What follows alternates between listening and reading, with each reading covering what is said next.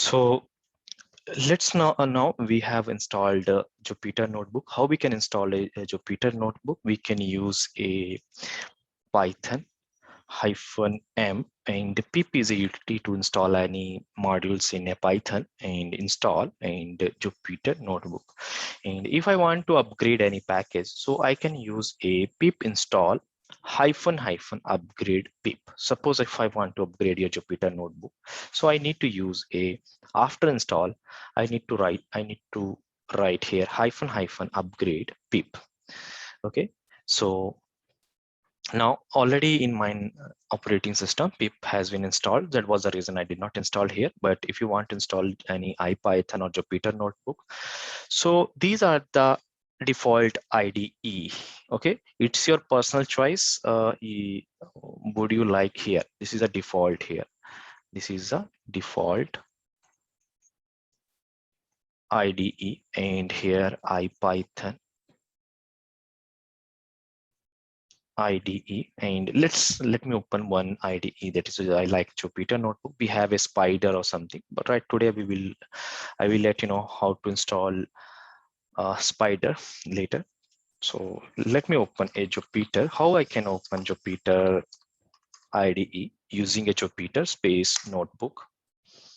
So it is a web based. It will redirect on your browser.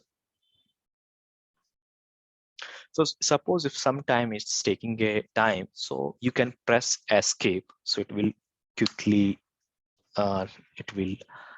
redirect. Okay, so now it's opened here. Okay, so I need here by default this path is showing your home path. Your home path means which user you have login in Windows. That is the path here. And here the path is here. For example, my user is a Hariom. So let me click on a C users and Hariom. So that is the path its path is showing there. I need to click on a new and Python 3. So this IDE, I like it here. And if you think you want to go with the default, you can use, let me minimize it here. In default IDE, I don't like because there we have a very less features. For example, I want to take any help of anything like a print, and print is a function, and I want to here. It's not working here, and it's not giving a serial while like here it's giving a 1, 2, 3. So here, if I used here print and here, so it's giving me a descriptions here how to use. Okay, so on a Linux operating system, I like ipython. And yes, if you want, you can install a Jupyter notebook is there also, because you can access using a web browser. So here I opened here, and here is the same features here. If I do here, you can see here like that. So suppose if you are writing something here, and if you have executed, it will show you 1 here. That this meaning of 1 is how many times you have executed. Let's say I wrote any code here, hello all. Let me enter 2. I'm using a here, control enter. Okay, so control enter, this is shortcuts, control enter. If I used a alt plus enter, you will get a new line. It will execute the code and you will get a new line. So let me do it here. Now I can see 3. So it means 3 times I have executed this code. So now here I wrote a one code print, and I mention here only hello, and I don't want to execute. I want to insert a cell below.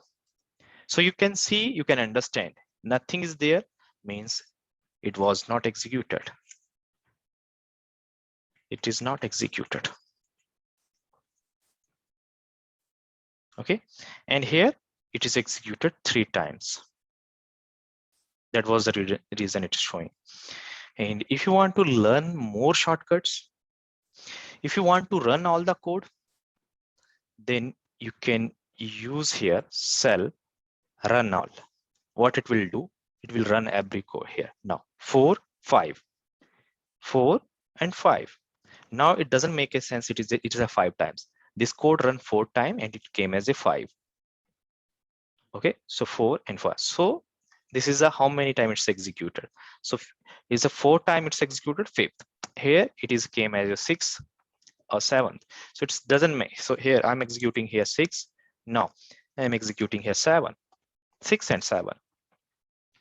So it is first it executed, then this executed. That is the meaning here. If you go here, you can see here about a keyboard shortcuts. So you can see all our keyboard shortcuts. If you want to learn, you can open and you can learn here. Keyboard shortcuts.